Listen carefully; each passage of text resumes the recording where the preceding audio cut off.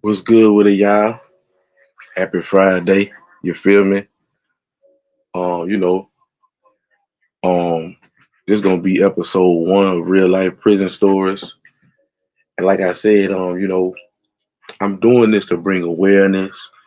I'm also doing this to, and when I mean awareness, I seen somebody do this, and it's kind of where I got the idea from. And some of the stories that I heard from this brother who did it is just so heinous. But listening to him, being that I was in that situation for 10 years, um flat from 17 to 26, I understand what he's saying is true.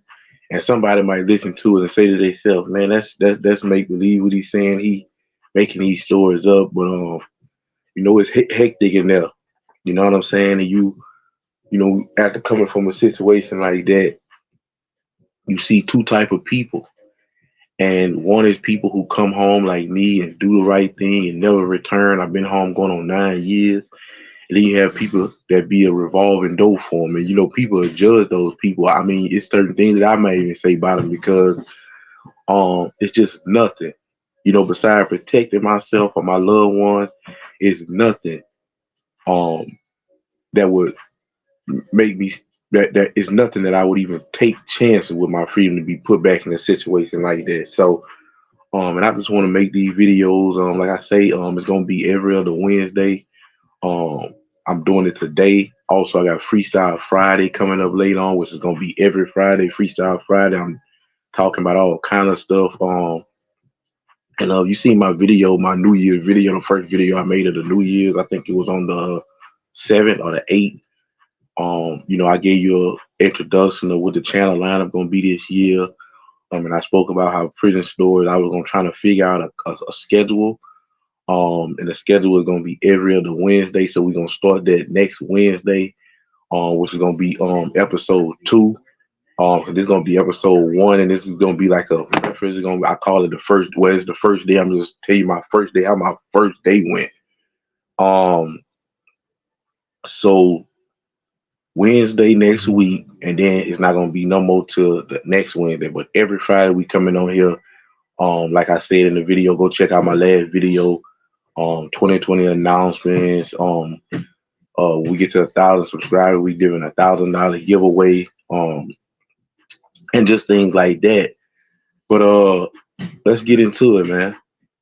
So in my particular my particular county, um,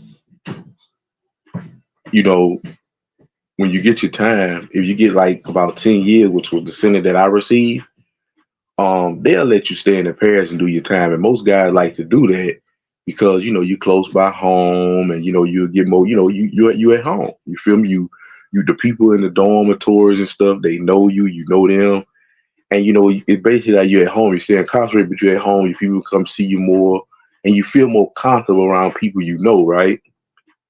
But you're in one dome all day, and it's just miserable in that county jail. When you go to prison, you know what I'm saying? You're able to get in program, earn good time. If you don't know what good time is time took off your sentence. It's not a lot, but it's 30 days here, 15 days here, and that stuff can begin to add up if you do the right thing and get in the right class. But you also can lose good time too. And in these episodes, I'm gonna tell you about all that. But like I say, this first episode, excuse me, is gonna be my first day in.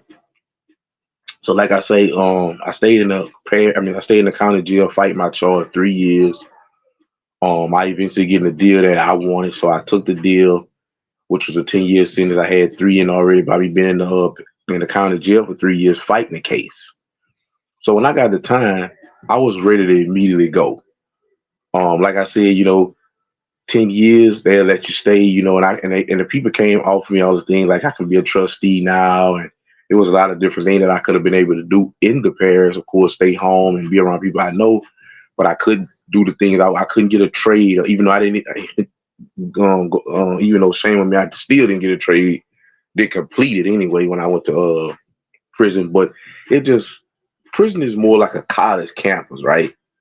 Right. Whereas um the county jail like elementary would say. That's the comparison. You know, when you're in a college camp, you got all these different halls, all these different classes, and it's like a big, huge, setup versus at elementary school. You got your classroom, the school, and the playground. So that's kind of basically the comparison you would use. So I wanted to go to college. I wanted to go to college, and it's funny that we call it Penitentiary State University, but that's another story for another day.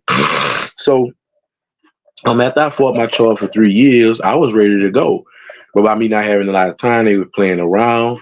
So whenever you're in a situation like that, in my particular parish, I don't know about everybody parish, but in my parish, when you get your time, if you get any kind of disciplinary, especially something serious, not nothing minor like a fight or something, if you're getting something serious like break a TV, break a window, or in my position, set a fire, that's a serious offense, and they can't do nothing to you because you no longer for them. You're a DOC inmate. You belong to the state now. You no longer belong to whatever parish you from. So I was in the parish. I kept on asking the warden to ship me, to ship me, to ship me. Okay, we're gonna strip you, Vernon. We're gonna strip you, Vernon, and never did. So I started getting impatient. So one day I set my cell on fire, and they came in there and got me, took me to the cell block at the parish jail. And within a couple of days, I was out of there. I was getting shipped to prison. So of course, on Mondays is receiving day. So they come get you on a Monday early that morning before day. No, actually, no, I lied. You leave that Sunday night. You go to this local jail, and then after that, that next morning, the bus come and get you and take you to in the state I'm in. They take you to the well, every state got one. They take you to a main prison, which is a diagnosis prison. That's the prison they gonna find out your sexual orientation, if you're part of any gang, where you're from, and they gonna use that information to send you where you're gonna do your time at. So they came got me that morning, and we went, took the trip. I think it was about 3 or 4 hours well, it was 2 hours I was going to the diagnosis center, but I'm gonna skip that part because we stayed there. I stayed at the diagnosis center, a diagnostic prison for about, well, I was supposed to stay for 2 weeks, but everywhere I go, I was always getting in trouble, fighting or doing something. So that 2 weeks ended up lasting like 4 or 5 weeks because every time you get a write up, it kind of hold you back a little bit. So I'm gonna skip through that whole process because that wasn't really nothing. You was basically just in a cell. Every day you go out for rec, and that's it. Because they trying to find out all your information, and you can't be getting in no trouble. But they end up shipping me eventually. I think like 4 or 5 weeks. And as soon as I get to the particular prison that I was at, which was in central part of the state where I'm in, Louisiana, it was in central Louisiana. Very cold, get very cold. It snowed down there every year. I get there, they got this big, tall bulldog. I'm talking about, and I'm not exaggerating. She had to be every bit of 6'8", 6'9". Big old white woman, bulldog, black hair. And there's a crazy story about her. We ended up getting real, real cool later on. To the point where that's another story for another day. I'm gonna let y'all know about that. But so I get there, and when they get to me to get off the bus, all the guys we all shackle, we getting off the bus one by one. And they check our name off. So when they get to me, guessing they had my file there and everything. So she was like, "Oh, this is my little fire starter. You my little fire starter?" So I'm like, "Oh shoot," you know what I'm saying? I don't know what she about to do with this. Like I say, excuse me, and I heard a lot of things about prison, and it's different from the pair. The people beat you and all this and all that. So I don't know what's about to take place. She grabs me, throws me to the side, and say, "You stand right here." And they had one other white dude, and they did that to him as well. And everybody else, they went through the regular channel to go to general population. I'm saying that now. I didn't know what was going on then, but they were going to general population, and she was taking us to the cell block. And the white dude I was with, he had some type of disciplinary action coming up from his parents. From his county that he had to take care of. So we both go to the cell block. We see the guy who's over the cell block, and he tells us the procedure that it takes and how everything works and woo de woo de woo. So the process is you got to stay in the cell block 90 days, 3 months without a write up, and then you get to make it to general population. So here I am. He tells me and the white boy, he say, well, look, y'all both come here with disciplinary action. He say, so we don't know what's gonna happen with y'all. We don't know if y'all gonna be sentenced to the working cell block or y'all gonna, just get a right, just get y'all situation took care of and go down the walk to general population. He say y'all gotta go to disciplinary court first and get sentenced. So of course I had an arson charge, so I goes to disciplinary court and I was scared at first because the woman when I was talking to, I ended up talking to a lady, another another CO, and I was telling her the situation, and she was like, well, you might get attempted murder for everybody that was in that dormitory, and here I am. I'm like, whoa, whoa, I didn't burn no dorm down. Nobody was hurt. I just set some mattresses and some sheets on fire and set a fire in one cell. It didn't spread, so it didn't hurt. Well, you could have hurt somebody, so you could. And I remember they had a situation one time where I seen a guy went in Walmart. I mean, I know this was a different kind of situation, but still, he went in Walmart, I think, and he shot like three people. And some magic way, I don't know how it happened, they charged him for attempted murder of everybody in that store that day. I don't know if because the way he was shooting, he could have hit anybody, and anybody could have died, which is true. So so she was telling me, and then I started thinking about that, and I'm like, wait, she might be right. Because even though nobody was hurt, people could have been hurt. What if that fire would have got out of control? And what I'm saying? So I'm like, oh my God. And that's another street charge. That ain't no disciplinary court charge. That ain't no charge that you just gonna go to disciplinary court. You gotta go to free world court and get more time. So I'm like, oh my God, what did I do? So everything boils down, and he tells us the process. The process is you have to go on lockdown. Lockdown consists of you just in a cell. You come out 15 minutes a day to shower. That's it. You have no clothes on except a jumpsuit, no socks, no boxers, no undershirt, none of that. You just got a jumpsuit on. So they give us our jumpsuits and they send us a lockdown. Now this the cell block. The cell block got 8 long tiers with 13 cells on it. 2 of those cells is holding cells, lockdown tiers, which is where you at waiting to go where you gonna go at either back down to general population to the working side, which is the 5 tiers they have on in the cell block. Because remember, it's 8 tiers in this particular cell block. So 2 tiers is lockdown tiers. 1 tier is extended lockdown. That's for people who stab, people get caught with cell phone, drugs. And then you have the other 5 tiers, and they what you call working cell block. You in the cell, but you go out and work. You get to go on the yard for an hour. You get to make commissary. Not all the items you get down in general population, but you get to get little snacks like chips, cookies, and things like that. It's a little bit better. You get to watch TV and stuff like that. There, you're still in the cell because it's a working cell block. It's something that you did to be put back there. So I'm on lockdown. They sends us on lockdown that day and tells us y'all gonna go to disciplinary court within the next 72 hours. So by me and the white dude being there together, they puts us in the cell together. And so we in the cell, fast forward 72 hours, we go to court. They send us both to the cell block. Now, once you send us to the cell block, you still gotta wait on that lockdown till you still gotta wait on that lockdown till until a bed open on the working side. Now, every Thursday, they have a disciplinary board for people on the working side to go down to back to general population if they did the right thing.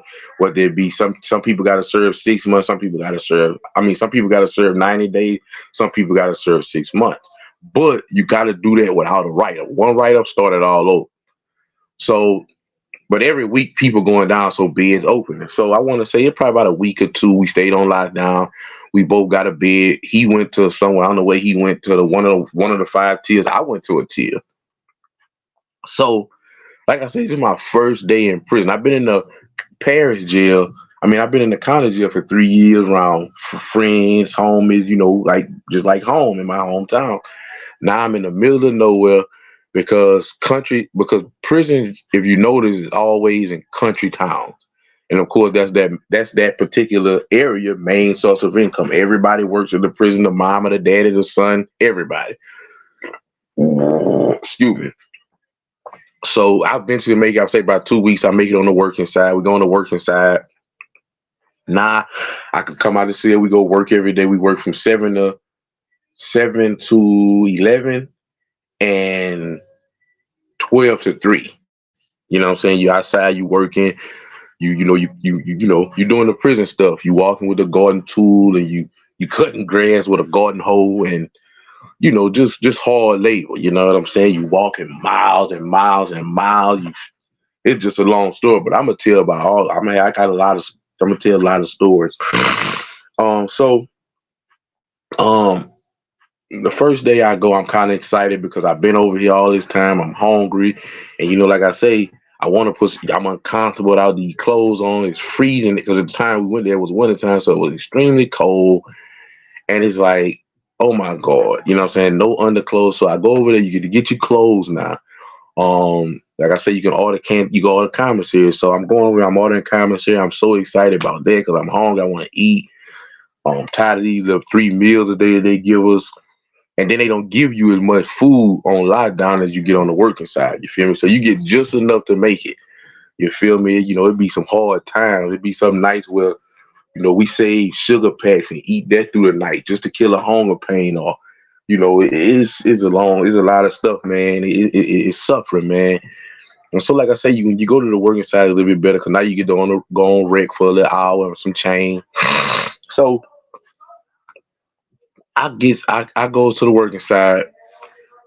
We go outside for rec. Now the rec yard is like not one side got now the working side is 5 tiers, but it's separated though. D side is 2 tiers, and then you got B and C side, which is 3 tiers. So it's always more people on this side. So you got a fence separating 2 tiers from the other 3 tiers out of the 5 working tiers. And you got a guard on one side and a guard on the other side. And most of the time they had the fence talking to each other or some of them be having little riffs and raps with each other, so they might not be talking. They walking around smoking them a cigarette or whatever. And the yard is jam packed. So all the new people, you know, being that I'm new, you know what I'm saying, and I'm going to the yard, I'm looking to see if it's anybody I know, and there's so many people I don't know nobody so far. So the next best thing, is people gonna send you to your homeboy, meaning like people from your city. You feel me? So dudes approaching me like, "Where you from?" You know what I'm saying? Woo woo woo. And I'm like, "Look, woo woo woo." They're like, "Okay, they got him, your homeboy." I had 2 homeboys at the time. They were some older guys, had been down for a while. They didn't know me. I didn't know them. They knew my family, but and that was that. And like I say, if you ain't got no homeboy that from your city, like every area, they got you got surrounding areas that stick together. So my particular area, they had was a few groups. Like I'm from Lake Charles, they had Lake Charles, Lafayette, New Iberia, Jennings, and like pretty much Southwest Louisiana 337. They stick together. Shreveport, they big, so they stand on their own. Then you got Monroe, sometimes Monroe, rock with Shreveport. Then you got New Orleans, of course. They always deep. They stand on their own. Baton Rouge do their own thing. You feel me? But for the most part, you look for your homeboy. But if when you're from a small town like me, you might just not have no homeboy. You might just have to, but you don't have to do nothing. Stand on your own 2 feet, which is what I did anyway. But I get off into that, like I said in other videos. So as I see, I don't know nobody. I'm just walking around, just scoping the scene out. This is my life for the next 6 years. I mean, it's my life for the next 6 years and some change. So I'm just walking around looking, scoping the scene out. And they got a dude, my boy named Soldier Drew, at the 7 Ward St. Bernard Project, New Orleans, man. Tall, skinny dude. They gave him the name Soldier Drew because all he do all day is just walk around singing Soldier Slim. He was obsessed with Soldier. All he do is walk around singing Soldier Slim lyrics, and like he'll walk up to you and just start a lyric. You feel me? My jacket consists of, that's what he do all day. So they gave him the name Soldier Drew, man. My boy, man. They gave my boy 25 flat, man, but he be home soon, man. He got to do like 18 or 19 off of that, and he been down like about 17, so he'll be home in that couple of years. You feel me? If he not losing his good time in there. But man, shout out Soldier Drew, man. I love that boy, man. That's my brother, man. That's my comrade. That was my brother in arms. I'm sure I'm gonna have pretty much a lot of story with him because that was my right hand. You feel me? Um, And it was funny because like when you in the parish, when you in your county, you have, dude that been to prison before, and they give you certain um they give you, advice for what you do when you go up there. And one of the things that they told me was never mess with niggas from New Orleans because they cutthroat, and niggas from New Orleans can't fight. You feel me? Because all they do is shoot in the free world. So when they come to prison, they can't fight, which is two of the biggest lies ever. Um, I had a lot of matter of fact, my first fight in prison was a dude from New Orleans, and we got with each other, but I lost some fights against some dude from New Orleans, won some, but them dudes can fight, and they were my bestest friends up there. All them dudes, and I'm talking about some of these friendships lasted to the outside. It's real right now to this day. A lot of them guys still in jail. They got time, but the one that came home, those friendships lasted. Those guys were some genuine guys. Those guys were there for me a lot of time and situations. And I was there for them as well. But that's another story for another day. But so the dude Soldier Drew, he standing in the gate. Like I say, he a big tall red dude, you feel me? Um and he just called me to the gate. He like, "What's up, man?" And I'm like, "What's good?" You feel me? I'm booted up because um and he like, "Man, what's good with you, man?" He said, "Where you from?" I said, "I'm from Lake Charles." Or he was like, "Man, my name Drew, man. They call me Soldier Drew, man. I'm from St. Bernard Project. I'm out the city. And in Louisiana, we call New Orleans the city, you feel me?" So he like, "I'm out the city, man. I'm out the St. Bernard Project," which is, I ain't really know nothing about that at that time. I'm at the 7 Wall, you hear me? And I'm like, "Yeah, man, what's good with it?" He like, "Man, I'll just see you out here looking. I'm just hollering at you. What's up, man? How much time you got? What you in jail for?" You feel me? So we got to running it, man. We got to running it. We running it about all kind of stuff. How it go in there, he run because he had been up there. He, he had been up there. I want to say a couple months before me. You feel me? He a year younger than me. We a couple days apart. We both Leo, man. I miss my brother so much, man. Just talking about it make tears kind of want to come to my eye, man. Cause I can't wait till he come home. You feel me? That was my brother, man. That was my brother in arm, man. Yeah, it was a lot of time, man. Him, we were back to back in this. You know what I'm saying? Like that was my brother, man. But yeah, man. We didn't got into it a few times in recent years, man, over Donald Trump and this stuff like that, man, over the phone and through JPay, man. But that's my brother, man. He love me, bro. You feel me? I love him, bro. That was my brother in arm, man. Shout out Soldier Drew, man. You feel me? He be home soon, man. But yeah, though, let me get to the story. So we running it, right? And just be with me for 1 second, right? This your first time in prison. You don't know what's going on. You feel me? It's like you've been dropped into another world, basically. Because what people don't understand is prison is a whole nother. That's why when you're in prison, you call a world the free world, because it's you know what I'm saying? It's the same stuff going on in the free world in there, but it's just a whole other world, right? And majority of the time, it's gonna feel like that because your people gonna be here and you gonna be there. You ain't gonna hear from them, but on special holidays, if ever. A lot of boys up there don't got nobody. But anyway, so me and him at the gate, we running, like I say, we running about all kind of stuff, you feel me? And each side got two picnic benches. And the picnic benches is where the casino going on at, the poker games and whatever else they got going on. Cause gambling is one of the main things in prison. You feel me? That dudes do to make money, to hustle.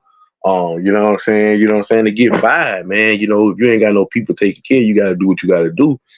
So you got the casino going on at the table. You feel me? And we running it, and I'm asking him, I'm like, so like, cause I love poker. I had got into poker in prison, so I'm like, man, so how it working? He running that to me, and he giving me the game. You feel me? So as I'm talking to him, I glance over his shoulder, or not so much really over his shoulder, because like I say, we both at the gate talking through the gate. You feel me? He on one side, I'm on another. So I glance to like, a little bit distant behind him, and it's two men having sex. Just like I'm talking about, like it's some dudes who lined around, standing up shoulder to shoulder,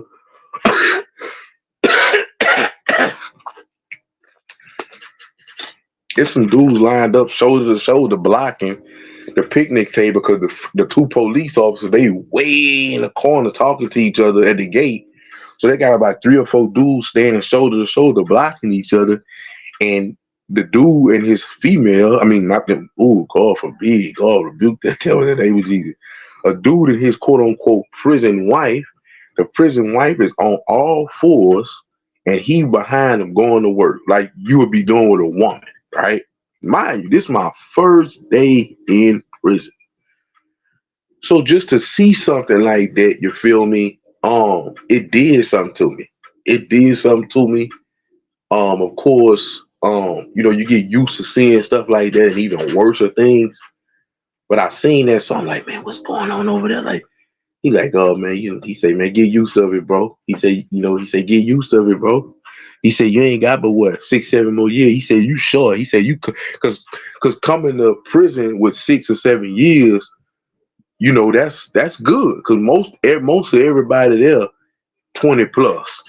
That's if 20 years is a good number for you if you're in prison, especially the prison where I was, because it was a maximum.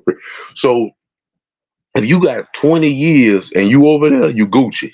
You need to be happy and thankful. I had like at that time 6 or some change. So he like, man, yeah, man, get used to it. He said, you short, you ain't gonna have to worry about it too much, but get used to it, bro.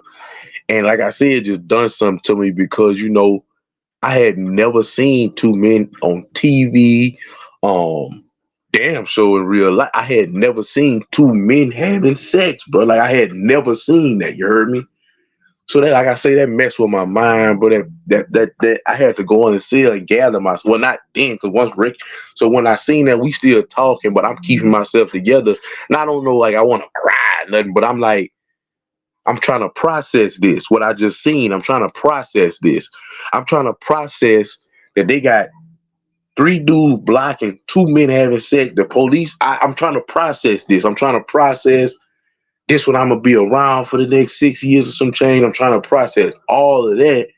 And so I'm still talking to him, but my mind gone. So I get to the cell and I'm telling myself it. And it's like I just seen um it's like I just seen a ghost, and that ghost was their parent because I'm like, hey man, I just whooped and he like, so that you serious? He say, shit, you might see that at any given time.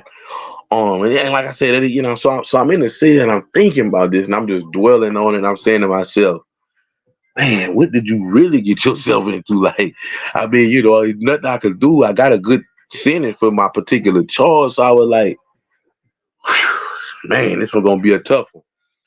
And and so man, that's just like I say, that's my first day in, of course, You know what I mean? I've seen it plenty more times, and like I said, I might get into some deep. I might go down that path. But if it's in a story, I never was involved in that, so I don't have no stories of me. But that was crazy, man. That was my first day in, man, and like I say, man, I was supposed to stay in a cell block for 6 months, but due to my behavior and constantly getting write ups. I ended up staying in a cell block that stint for 18 months. Man, I ended up staying in a cell block for 18 months on that particular situation there. And I don't know if they're and like I said, as I tell y'all a story, y'all might come back to this story and say, well, that we see why. But my first my entry in prison, I started out by doing 18 months in the cell block. So that was crazy. That was crazy, man. So I finally made it down the wall 18 months after that, man. And so now I gotta get 18 months after I had already been in prison, now I got to go in general population after I was released from the cell block in the general population. And general population was a whole nother thing. So I mean, yeah, man, and like I say, and like I say, that's one of the reasons why I'm gonna be doing these prison stories, man. Because when you go through certain things and you see certain things, it just do something to you for life, right? And you'll come home around these normal people, people who free world people, and and listen, they don't understand you, they can't understand you, and they'll never understand you. And that's why another reason why I'm making these videos, because somebody could see these videos and not only listen to it and say, I don't want no part of that, but also it could help them understand their family members when they come home from these heinous situations. Now, we understand that majority of people in prison, not all, but majority of people in prison are guilty. They doing their time. We make a mistake. We gotta do what we gotta do. I was in jail. I wasn't wrongfully convicted.